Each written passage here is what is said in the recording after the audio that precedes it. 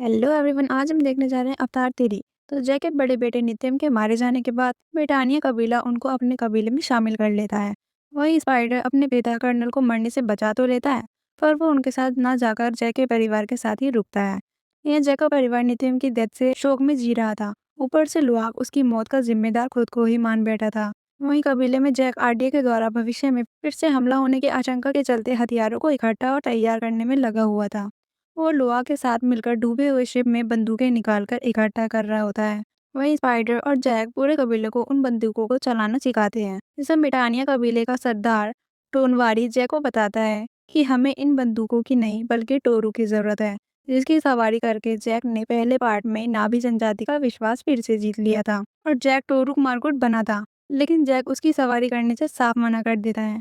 दूसरी तरफ doctor Ian RDA के बेस पर सभी को जानकारी देता है कि उसको शिप के मलबे के पास किसी भी नावी की लाश नहीं मिली। तो कर्नल समझ जाता है कि जैक अभी भी जिंदा है और वो उसकी खोज जारी रखता है। इधर जैक नेत्री के तीरों पर छोटे रॉकेट लगाकर उसे देता है, पर क्योंकि नावी लोग लोहे को श्रापित मानते थे, इसलिए नेत्री उसे तुरंत नीचे फेंक देती है। उसकी इस बात से गुस्सा होकर जैक सारा इल्जाम माएवा पर लगा देता है। तभी नेत्री रोते हुए कहती है कि उसके जीवन में ना तो अब उसके अपने हैं और ना उसका जंगल बचा है। तो जैक तुरंत उसे गले लगाकर समझाता है कि मैं तुम्हारा ही परिवार हूँ और मैं तुम्हारे साथ हमेशा रहूंगा। वहीं सारे बच्चे मिलकर अपने अपने तुर्कन भाई बहनों के साथ समुद्र में खेल रहे होते हैं। फिर उसी रात स्पाइडर की ऑक्सीजन खत्म हो जाने की वजह से वो सोते समय ठीक से सांस नहीं ले पाता। जैक समय रहते दूसरे ऑक्सीजन मास्क को स्पाइडर पर लगाकर उसकी ऑक्सीजन चालू कर देता है। स्पाइडर बाल बाल बचता है। फिर फ्यूचर में ऑक्सीजन खत्म हो जाने का डर जैक के चेहरे पर साफ सा लग रहा था। अगली सुबह सौदागर अपने सामानों को बेचने के लिए उनके यहाँ पहुँचते हैं। अब क्योंकि जैक को स्पाइडर की चिंता थी कि वो हर समय ऑक्सीजन मास्क लगाकर नहीं रह सकता, इसीलिए वो हवाई सौदागरों के नेता के साथ एक सौदा करता है कि वो स्पाइडर को वापस हाई कैंप में डॉक्टर नॉर्म्स के पास छोड़ दें। जब जैक स्पाइडर को भेजने की बात अपने परिवार को बताता है, तो सारे बच्चे जैक को वैसा करने से रोकने की कोशिश करते हैं। पर स्पाइडर की जिंदगी की खातिर जैक किसी भी बात को नहीं मानता। इससे सारे बच्चे जैक से नाराज हो जाते हैं। तब उनका मन रखने के लिए जैक सबसे वादा करता है कि स्पाइडर को छोड़ने वो सभी साथ जाएंगे। तो स्पाइडर ना चाहते हुए भी राजी हो जाता है। जैक जब ये बात कप्तान को बताता है कि अब उसका पूरा परिवार तुम्हारे साथ चलेगा, तो कप्तान उसकी बात इसलिए मान लेता है क्योंकि रास्ते में राख कबीले के लोग लूटपाट करते थे और जैक उनसे वादा करता है कि वो उनके जहाज़ों की हिफाजत करेगा। जैक अपने परिवार के साथ उन हवाई सौदागरों के जहाज़ पर बैठकर रवाना हो जाता है और उनकी हवाई सौदागरों के साथ जाने की वीडियो कर्नल तक पहुंच जाती है। वही रास्ते में राका विला अपनी सरदार वरांग के साथ हवाई सौदागरों पर हमला कर देती है। उनके साथ जो लड़ाइयाँ होती हैं, उससे जहाज में आग लग जाती है। उनकी आपस की लड़ाई में वरांग जहाज में आग लगवा देती है, लेकिन जैक और नेत्री और उसका एक रान नीचे गिरा देती है। नेत्री जंगलों की लताओं से टकराती हुई जमीन पर जाकर बेहोश हो जाती है। तभी बच्चे भी समय रहते अपने एकान की मदद से गिरते हुए जहाज को छोड़ देते हैं। उनका घायल हो चुका एकान बच्चों को सही सलामत जमीन पर उतारते ही दम तोड़ लेता है और वो बच्चे जैक और नेत्री से अलग हो चुके थे। राख कबीले वालों ने जहाज को लूटकर उस पर बचे सभी नावी लोगों को जान से मार डाला। ये सब देखकर लुआक दुख से रो पड़ता है।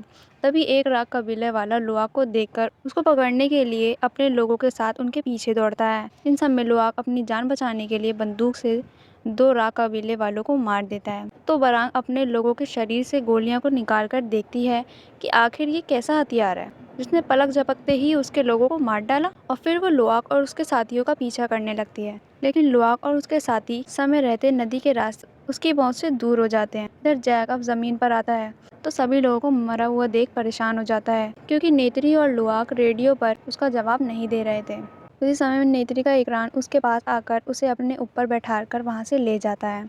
इधर नदी के किनारे आकर स्पाइडर को पता चलता है कि उसकी ऑक्सीजन खत्म होने वाली है और उसका दूसरा मास्क हवाई सौदागरों के जहाज पर है। तो मजबूरी की वजह से सभी ऑक्सीजन मास्क लेने के लिए शिप की तरफ वापस निकल जाते हैं। इतने में कर्नल जैक को पकड़ लेता है, लेकिन तभी जैक उसको समझाता है कि स्पाइडर अपने मास्क को ले जाना भूल गया है और बिना ऑक्सीजन के वो ज़्यादा देर तक जिंदा नहीं रह पाएगा। अब क्योंकि कर्नल भी अपने बेटे स्पाइडर को मरने नहीं दे सकता था, तो वो भी जैक के साथ बच्चों को ढूंढने निकल जाता है। इधर शिप पर पहुंचने से पहले ही स्पाइडर की ऑक्सीजन खत्म हो जाने की वजह से वो बेहोश हो जाता है। लेकिन तभी कीरी आत्माओं के पेड़ों का बीज, जो खुद एक पवित्र आत्मा माना जाता था, उसके सामने आ जाता है। तो वो जल्दी से स्पाइडर को ज़मीन पर लेटाने के लिए कहती है। लेकिन लुआक प्रार्थना की जगह ऑक्सीजन लेने जाना चाहता था। तभी कीरी की आवाज़ अपने आप बदलकर उसे आदेश देती है कि इसे यहाँ लेटा दो। तो लुआक बिना कोई सवाल किए स्पाइडर को उसके सामने लेटा देता है। फिर कीरी जल्दी से अपना बंधन वहाँ की जड़ों से जोड़ती है और उस पवित्र आत्मा के बीज को तोड़कर स्पाइडर के मुंह में डालकर उसके जीवन को बख्श देने के लिए माँ एवा से प्रार्थना करने लगती है। तभी अचानक वहाँ की जड़ों में रोशनी फूट पड़ती है और मशेलिया, जो कवक की जड़ों जैसी होती है, स्पाइडर के शरीर को ढकना शुरू कर देती है।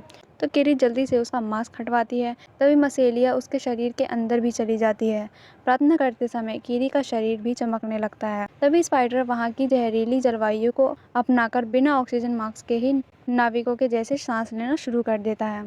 खुद को ऐसे खुली हवा में सांस लेते हुआ देख स्पाइडर भी हैरान था और वो खुशी से झूम उठता है। लेकिन तभी राग कबीले वाले उन बच्चों को पकड़ लेते हैं। इतने में जैक और कर्नल भी वहां पहुंचकर देखते हैं कि स्पाइडर बिना ऑक्सीजन मास्क से खुली हवा में सांस ले रहा था और खुद वरांग भी इस बात से बड़ी हैरानी में थी। और वरांग वहीं पड़ी बंदूक को उठाकर लुआक से उसे चलाने के बारे में पूछती है, लेकिन जब वो उसे बताता है कि गोलियां नहीं हैं, इस वजह से बंदूक नहीं चल सकती, तो वरांग गुस्से में लुआक की सबसे छोटी बहन को मारने का आदेश देती है। तब वो लोग जैसे ही उसे मारने के लिए हथियार उठाते हैं, तभी पीछे से जैक उन पर हमला कर देता है और कर्नल वरंग को पकड़ लेता है। लेकिन वरंग अपनी चुटिया को कर्नल की चुटिया से जोड़ती है, जिससे कर्नल उसके वश में आ जाता है। और फिर वरंग कर्नल से बोलती है कि मुझे बंदूक चलाना सिखाओ। तो जब कर्नल उसे बंदूक चलाना सिखा देता है, तभी वो कर्नल के साथ उन सभी को बांधकर उनकी बलि देने की तैयारी में लग जाती है। तो कीरी चुपचाप अपनी चुटिया को वहाँ की जड़ों से जोड़कर वहाँ मौजूद जहरीले तीर वाले पौधों की मदद से उन पर निगरानी रखे हुए राख कबीले के लोगों को मारकर सबके साथ वहां से निकल भागती है। तो वरांग उनको ढूंढने के लिए धरती और आकाश एक कर देती है। दूसरी तरफ नित्री का इकान उसको हाई कैंप ले जाता है। वहाँ डॉक्टर उसकी सर्जरी करके उसका तीर निकाल देते हैं। होश में आने पर नित्री अपनी माँ मोदा को बताती है कि उसके बच्चे मुश्किल में हैं। तभी कैंप में मौजूद डॉक्टर नोम अपने लोगों के साथ अपने अवतार में आकर उन्हें ढूंढने के लिए निकल जाता है। दूसरी तरफ कर्नल जैक और उसका परिवार किनारे पर आकर थके होने की वजह से सो जाता है। फिर सुबह होते ही जैक कुछ एकान को अपनी तरफ आते हुए देखता है, तो वो उन्हें वरांग समझकर भागने लगता है। लेकिन असल में वो हाई कैंप से आए डॉक्टर नोम्स और नेतरी होते हैं। उन्हें देखे कर्नल चुपचाप वहां से निकल जाता है। नेतरी स्पाइडर को छोड़कर सबसे गले लगती है। डॉक्टर नोम्स स्पाइडर को वहां खुली हवा में सांस लेते हुए देखकर हैरान हो जाता है। फिर कैंप पहुंचकर स्पाइडर की जांच करके पता चलता है कि माइसेलिया जंगल के नेटवर्क की तरह उसके पूरे शरीर में फैल चुका है, जिसने उसके हर एक सेल, खून और रंग को बदल कर रख दिया है और अब वो इसके अंदर से निकल भी नहीं सकता। तो जैक परेशान होते हुए उन्हें बताता है कि अगर आरडीए वाले इसको बनाने में कामयाब हो गए तो वो धरती के हर एक इंसान को यहाँ ले आएंगे और वो यहाँ खुलकर सांस ले सकेंगे। फिर ये सब यहाँ के जनजीव के लिए ठीक नहीं होगा, क्योंकि इंसान सब कुछ तबाह कर देते हैं। तभी नॉर्म जैक को स्पाइडर के सर से निकल रहे उसकी चुटिया को दिखाकर बताता है कि ये पूरी तरह से बदल रहा है। दूसरी तरफ कीरी माँ एवा के साथ अपने जुड़ाव के बारे में पता करने के लिए ट्री ऑफ सोल्स से जुड़ती है और आत्मा में पहुंचकर वो माँ एवा से अपने सवालों का जवाब मांगने की कोशिश करती है, पर माँ एवा उसके सामने ही नहीं आती। उल्टा कीरी को अपनी ही दुनिया में दौड़े पड़ जाते हैं। इस बात से कीरी का भरोसा टूट जाता है। लेकिन तभी नेत्री और जैक उसको एक राज बताते हैं, तुम्हारा कोई पिता नहीं है। तो कीरी को लगता है कि वो एक क्लाउन है। तभी नेत्री की माँ मोआत उसको बताती है कि जब तुम्हारी माँ डॉक्टर ग्रेस अपने अवतार के रूप में ही मर रही थी, तब उसके अवतार वाले शरीर को माँ एवा के हाथों में रखा गया था। माँ एवा ने उस समय उसके गर्भ में एक बीज बोया। असल में तुम माँ एवा की ही बेटी हो और इसी वजह से तुम बार बार उनसे खुद का जुड़ाव महसूस करती हो। वहीं स्पाइडर खुली हवा में सांस लेने की काबिलियत से जैक को जो चिंता हो रही थी, उसको देखकर नेत्री उसको स्पाइडर को ही मार देने का सुझाव देती है। तो जैक उसको याद दिलाता है कि वो हमारे परिवार का ही हिस्सा है। दूसरी तरफ कैप्टन मेग, जो पिछली बार टुलकुन के हमले से बच गया था, अभी भी उनका शिकार करके उनका बेशकीमती तल निकालने में लगा हुआ था। लेकिन डॉक्टर इयान, जो एक समुद्री जीव वैज्ञानिक था, उसे कैप्टन मेकर टुलकुन का शिकार करना पसंद नहीं था। दूसरी तरफ मिटानिया कबीला पहुंचकर जैक को पता चलता है कि तेरीपार पाइकान जवान टुलकुन को अपनी रक्षा करने का सुझाव दे रहा है। अब क्योंकि पहले ही जान लेने के प्रतिबंध को ना मारकर पाइकान निष्कासित था, तो टुलकुन महामाता इस बार शिप पर दोबारा हमला करने की वजह से पाइकान को उनका समुद्र ही छोड़ देने का आदेश देती है। पाइकान चुपचाप वहाँ से चला जाता है। लेकिन लुआक और बाकी बच्चों को महामाता का यह फैसला पसंद नहीं आता। फिर लुआक महामाता के इस फैसले पर अपना विद्रोह जताते हुए उनको यह याद दिलाता है कि पाइकान उनकी जान बचाने के लिए लड़ा था। तो जैक गुस्से में लुआक को पकड़कर सभा से बाहर खींच के लाता है। वह आदेश को मानने के लिए कहता है और जैक गुस्से में था तो वो ये भी बोल देता है, अगर तुम समय रहते आदेश मानते तो आज तुम्हारा भाई जिंदा होता। ये बात सुनकर लुआक का दिल टूट जाता है और वो बताता है कि उसका भाई उसकी वजह से नहीं मरा, और इतना कहकर वो वहाँ से चला जाता है। तो नेत्री जैक को समझाती है कि लुआक पर उसके भाई की डेथ का इल्जाम मत लगाओ, नहीं तो तुम अपना दूसरा बेटा भी खो दोगे। वहीं गिल्ट के चलते लुआक खुद को गोली मारने से बार बार बचता है। उसी समय कैरी और रिया उसके पास आकर उसे समझाती है कि हमें तुम्हारी जरूरत है, हम तुमसे प्यार करते हैं। और फिर वो नेत्री के टूटे हुए धनुष को जोड़ने में लग जाती है। वहीं कैरी स्पाइडर को उसके चुटिया की मदद से जीवों से जोड़ने में मदद करती है। इधर कर्नल जब स्पाइडर का पता नहीं निकाल पाता तो वरांग से मदद लेने के लिए राग कबीले के गांव में जाकर वरंग को अपने एडवांस हथियार दिखाकर कि मैं तुम्हें गोला बारूद हथियार रेडियो सब दूंगा, जिससे तुम अपनी आग के चारों तरफ फैला सको, और मैं एक मजबूत साथी की तरह हमेशा तुम्हारा साथ दूंगा।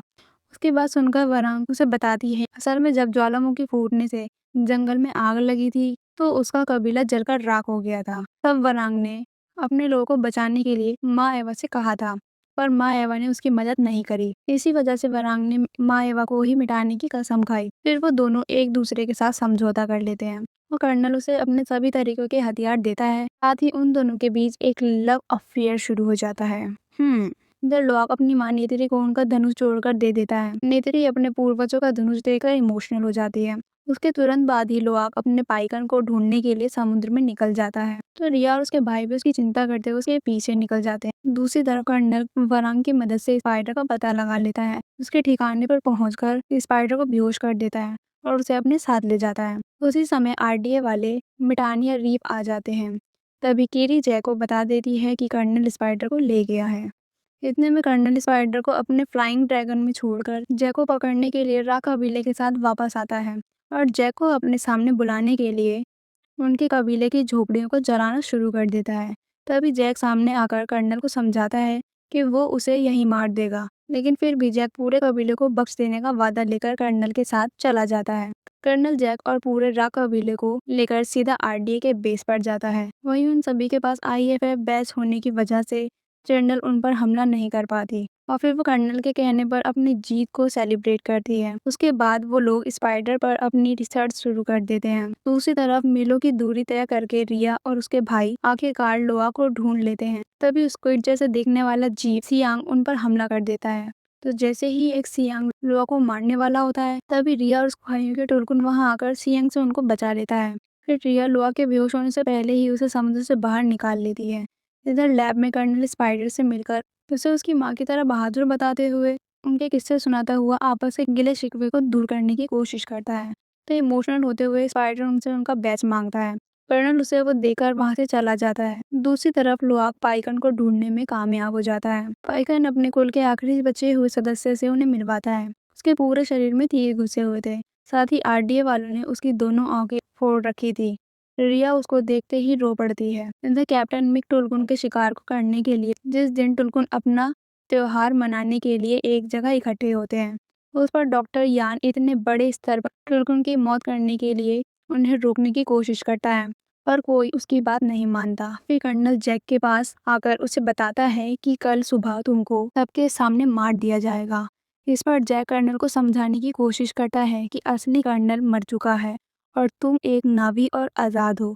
तुम्हें बस एक बार माँ एवा के होने का एहसास करना होगा। उसकी बात सुनकर कर्नल वहां से तुरंत निकल जाता है। ठीक उसी समय स्पाइडर कर्नल के बैच की मदद से अपने रूम का जाल खोलकर भाग जाता है। देन नेत्री अपने पति जैक को बचाने के लिए धनुष और बम लगे तीर को आखिरकार उठा ही लेती है, और फिर राका विले कुछ पहरेदारों को मारकर उनकी आईएफएफ आईडी लेकर बड़ी आसानी से आरडीए के बेस में घुस जाती है। वहीं स्पाइडर मास्क पहनकर जैक को छुड़ाने के लिए लोगों की भीड़ में शामिल हो जाता है।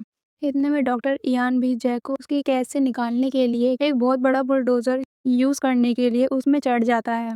वहीं नेत्री वरांग के तंबू में घुसकर उसकी जान के बदले जैक को कैद करके रखने वाली जगह का पता लगा लेती है, लेकिन तभी कर्नल नेत्री को देखकर उस पर गोली चला देता है।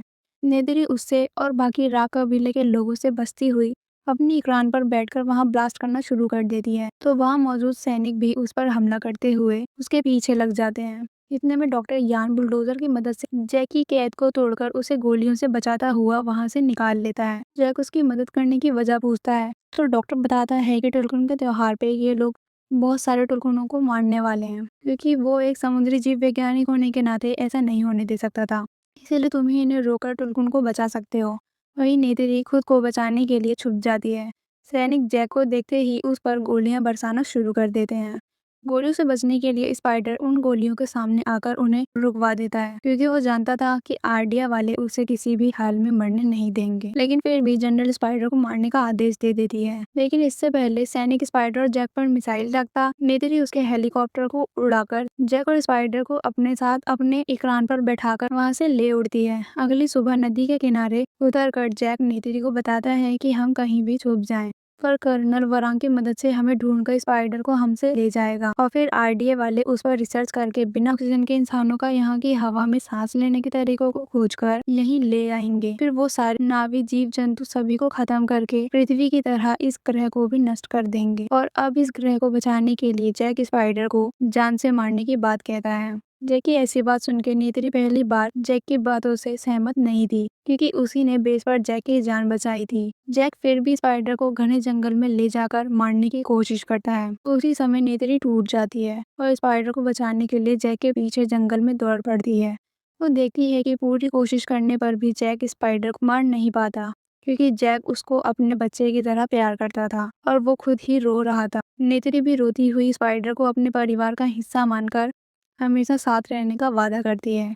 फिर जैक दूसरे रास्ते को चुनकर सीधा अपने टोरू के पास आता है और उसको लेकर मिटानिया कबीला पहुंचकर टोनवाली से सभी कबीलों को बुलावा भिजवा देता है कि टोरुक मार्ग ने उन्हें याद किया है। फिर एक दिन में आसपास के सभी कबीले मिटानिया पहुंच जाते हैं। जैक सबको लड़ाई के लिए तैयार कर लेता है। उसके बाद वो टोलकुन की परिषद को भी बुलवाता है और उनका त्योहार में होने वाले टुलकुन के नरसिंहार की चेतावनी महामाता को दे देता है। लेकिन महामाता किसी की जान न लेने वाले अपने नियम पर बनी रहती है और किसी भी तरह की कार्रवाई करने से साफ मना कर देती है। ठीक उसी समय लोआक पाइकन और पाइकन के कबीले की आखिरी बची हुई टुलकुन तोनाक वहां आते हैं, तो उनकी हालत बहुत खराब होती है और लोआक और उसके साथी अपने आप को बेदखल करने की बात कहते हैं मेहमाता से। तो मेहमाता फिर से सोच में पड़ जाती है और वो कहती हैं कि मुझे कुछ समय चाहिए। अगली सुबह आरडीए वाले भारी तादाद में सैनिक बल के साथ टुलकुन का शिकार करने के लिए मिटानिया पहुंचते हैं। तभी टुलकुन महामाता सबसे पहले आरडीए के शिप पर ही हमला कर देती है।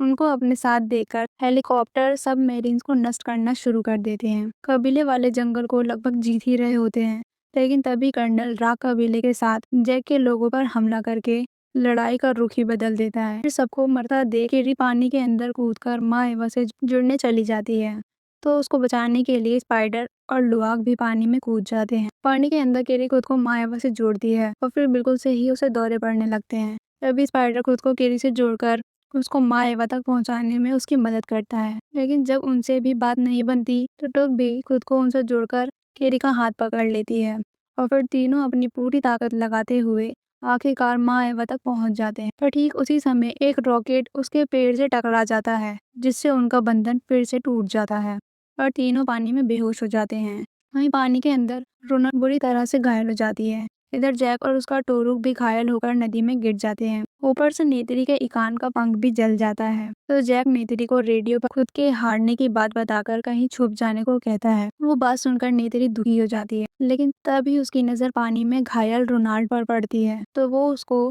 पानी से बाहर निकाल लेती है। फिर मरने से पहले रोनाल्ड अपनी बेटी को जन्म देकर उसकी परवरिश का जिम्मा नेतरी को देती है। तभी कर्नल वहां आकर नेत्री को बंदी बना लेता है और वनांग उससे कनेक्ट करके उसे तड़पाने लगती है। अब जैसे ही जैक ये देखता है तो वो लोआ को अपने साथ लेकर नेत्री को बचाने के लिए निकल पड़ता है, लेकिन कर्नल जैक को रेडियो पर अपने साथ स्पाइडर को भी लाने को कहता है। वहीं कैप्टन मेक फिर से टुलकुन का शिकार करने के लिए निकल जाता है। मेक का शिकार करने के लिए 1 सेकंड पहले पेड़ पर रोशनी फूट पड़ती है। महवा सिएंग के पूरे झुंड को कीरी के पास भेज देती है। केरी उनको सारे इंसानों को मारने का आदेश देते हुए उनसे आरडीए वालों पर हमला करवा देती है। सिंह पलक झपकते ही बोट, शिप, सबमरीन सबको नष्ट कर डालती है।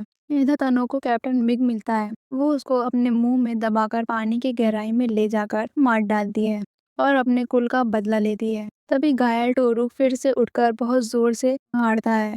उसकी पुकार सुनकर इक्रोन के झुंड वहां आकर रा कबीले वालों पर हवा में ही हमला कर देते हैं और खुद टोरुक आरडीए वालों की मदद शिप को तबाह कर देता है। अब शिप का इंजन खराब हो जाने की वजह से वहां की मैग्नेटिक फील्ड शिप को अपने अंदर खींचने लगती है, तो जनरल शिप खाली करने का आदेश दे देती है। वहीं शिप के ऊपर स्पाइडर कर्नल के पास आकर के बदले नेतेरी टुक और रोनाल्ड के नवजात बच्चे को छोड़ने की शर्त रखता है, जिसको कर्नल तुरंत मान जाता है। पर जैसे ही वो स्पाइडर को अपने साथ लेता है, तभी राग कबीले वाले नेतेरी पर गन तान देते हैं। तो लोहाक वहां मौजूद सभी को गोली मार देता है। पर वरांग नेतेरी से लड़ने लगती है। जैसे ही उसका सिर काटने वाली होती है, तभी केरी वहां आकर अपनी चुटिया से वरंग के चुटिया को जोड़कर उसको ही काबू करके माँ एवा की ताकत की एक झलक दिखा देती है। उस एहसास को महसूस करके वरांग इतनी डर जाती है कि वो वहां से डरकर भाग जाती है। इधर जैक स्पाइडर को कर्नल से छुड़ा तो लेता है, पर वो तीनों वहां की मैग्नेटिक फील्ड में लटक रही चट्टानों पर गिर जाते हैं। ऊपर से उस फील्ड के संपर्क में आने पर शिप भी ब्लास्ट होकर ऊपर खींचने लगता है। इतने में स्पाइडर जैक को फिर से बचाने के लिए कर्नल के ही हाथ पर तीर मार देता है। उसके बाद उन दोनों की लड़ाई में स्पाइडर चट्टान से गिरने लगता है, तो कर्नल और जैक्स उसको हवा में पकड़कर बचा लेते हैं। अब कर्नल उसको और स्पाइडर को बचाने की वजह से जैक से लड़ना बंद कर देता है। जैसे ही नेतेरी वहां आती है, कर्नल खुद ही चट्टान से कूद जाता है। तो अब युद्ध खत्म हो चुका था। तभी एक नया सवेरा निकलता है। टुल्कुन परिषद पाइकन को अपने कुल में वापस ले लेते हैं। इधर सारे कबीले वाले रोनाल्ड के बच्चे को देखते हैं और अब स्पाइडर भी पानी के नीचे उस पेड़ से जुड़कर आत्मालोक पहुंच सकता था। वहाँ कैरी स्पाइडर को सभी पूर्वजों और नित्यम से मिलवाकर अपनी माँ ग्रेसी से भी मिलवाती है। वहाँ मौजूद सभी नावी पूर्वज स्पाइडर को अपनी जनजाति में शामिल कर लेते हैं। अब स्पाइडर भी एक नावी था और वो जुड़ाव उस ग्रह पर जड़ों की तरह फैलकर सबको जोड़े हुए था। तो यहाँ से ये मूवी खत्म होती है। मुझे उम्मीद है आप सबको समझ आ गया होगा जो मैं इतनी देर से समझाने की कोशिश कर रही थी। अगर आपको इस मूवी का फर्स्ट और सेकंड पार्ट भी चाहिए तो मुझे कमेंट करके बता दीजिएगा और सब्सक्राइब भी कर लीजिएगा क्योंकि मेरा अकाउंट न्यू है। आपका सब्सक्राइब करना मुझे मोटिवेट करेगा जिससे मैं और एक्सप्लेनेशन वीडियोस अपलोड कर सकूंगी। तो वीडियो को लाइक कमेंट शेयर भी कर लीजिएगा जिससे मुझे खुशी हो। तब तक के लिए बाय, अगले एपिसोड में मिलेंगे।